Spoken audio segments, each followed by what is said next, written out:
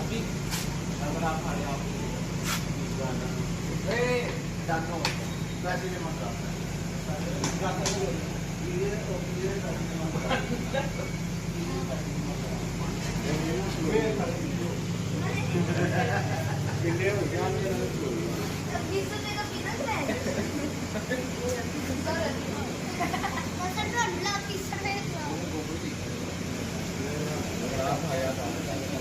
देखिए एक भी ना देखे कर आप आगे मैं जी कभी दोनों को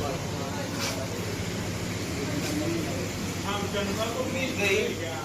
यार मैंने जो रात सुबह वीडियो नहीं बनाई मेरे सामने का एंड पे उसका मीडिया आ रही